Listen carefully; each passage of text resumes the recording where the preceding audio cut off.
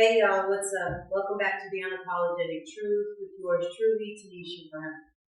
Today, the smartest person in the room.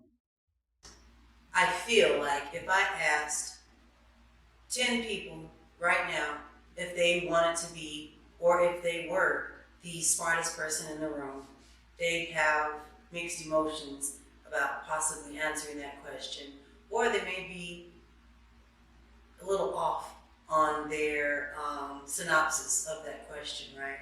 Smartest person in the room sounds like it would be a compliment, right? Sounds like it would want to be the an accolade that you would want next to your name, right? Not, hell no. It is probably very, very difficult to be the smartest person in the room, no matter your intelligence. But if you truly are the smartest person in the room, you know that that is not an accolade or something that you want assigned to your name and to your title. I will never want to be the smartest person in the room. Let me tell you what happens when you think you're the smartest person in the room, or when you want to be the smartest person in the room. The smartest person in the room is the person who people want to believe know more than everybody else, right? But I don't know everything, but I know this. If I am the smartest person in the room, then I cannot learn in that moment, in that room, from the people around me. And if I'm truly smart, then I know that there's no end date to my learning. There's no end date to my growth. I never want to stop growing. I never want to stop learning and walking into the room like I'm the smartest person in the room is going to hinder exactly that. If I'm the smartest person in the room, then I may not be watching as much as someone who is in tune with every opportunity being a learning opportunity. Every situation and circumstance means that you can take notes, learn how to adjust, learn how to be better, learn how to be stronger, learn how to be smarter, learn how to be a number of things that you will miss when you think that you're the smartest person in the room. So, scenario, I walk into the room, there's 50 people in there. I think I'm the smartest person in the room. So, my spidey senses or senses period are going to be less fine-tuned. That means that I'm not going to be constantly surveying the room, constantly watching people, listening, wondering what's going on, looking for more answers, because I think that I have them all, right? I think that I know people pretty well. I think that I am, because I have a degree, that I know more than a person. That is not always true, you guys. So when I enter a room, I'm only seeking to learn and grow from the others in the room, from things that I watch. It doesn't have to be a direct lesson, right? I could just be in the presence of someone who I'm not even talking directly to and overhear a conversation. And obviously, you don't want to eavesdrop, right? You don't want to listen in to people's intimate moments or conversations, because that's a violation in and of itself.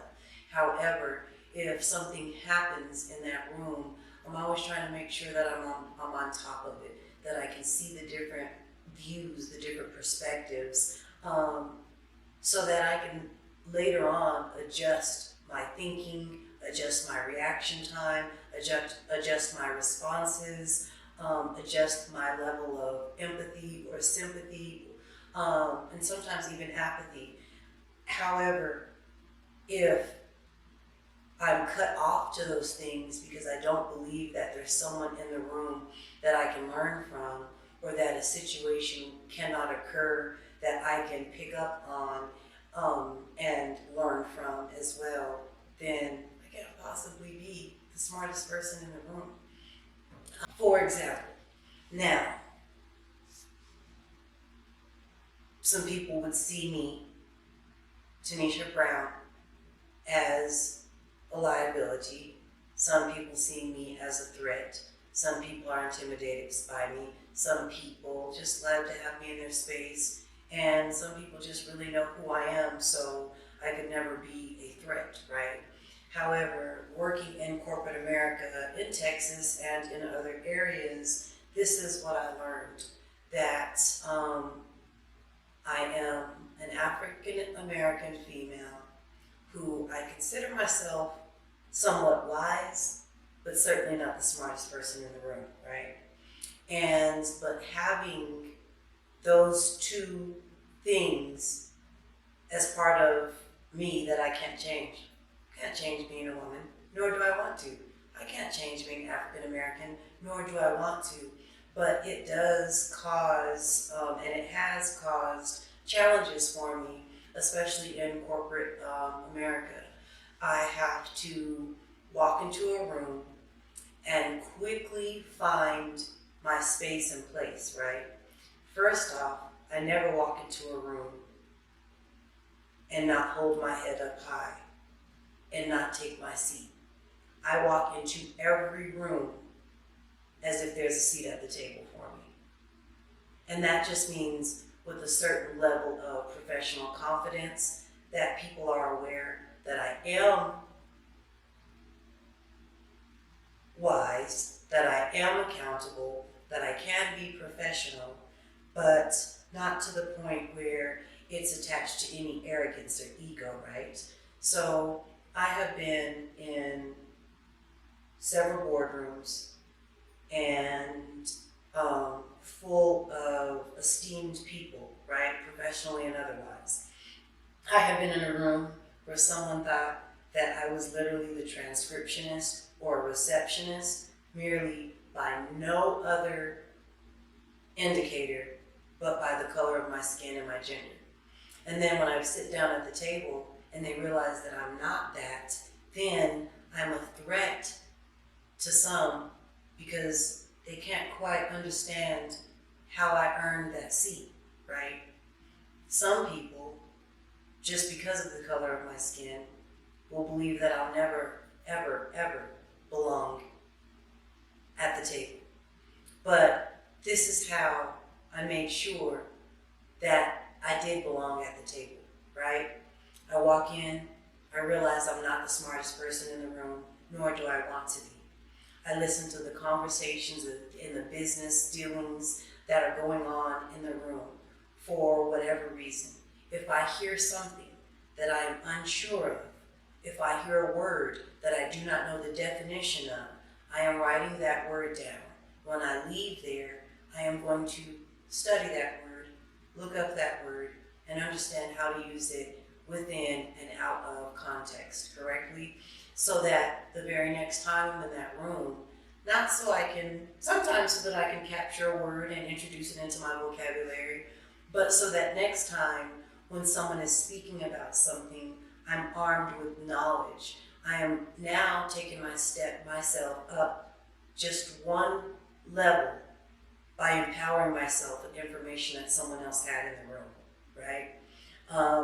And I did that very often, especially in corporate America. I found myself doing that very often in a room, walking into a room and being surrounded by people who either couldn't understand why I was there, didn't agree with me being there, or a number of other things, right? But I always made sure that I took something from those encounters, from those experiences. So I could walk in a room with a professional level of confidence that says, I can fit, right? I fit. But that doesn't mean that people are going to allow you to fit. But if you walk in with a level of confidence and humility that this room is full of people that you can learn from, that this room is full of people that don't necessarily have to be your equal or unequal in any way, shape, or form, but you are just a group of people that are coming together for a common goal, and You can teach and learn at the same time. You can speak and listen, but you got to do those separately. So I just really wanted to touch on that a little bit because I think that sometimes, especially as women, right? Women are just naturally competitive, and for whatever reason, sometimes we see something in a woman that we want to either mirror, that we either doesn't sit well with us, and we don't really know why. And instead of seeking to be punitive to our fellow woman, we can seek to take that and add water to it, add a little sunshine and a smile, and encourage the things in them that you see, that you want to see in yourself, as well as the other things. But you can only grow when you're in the room and you allow yourself the opportunity to grow.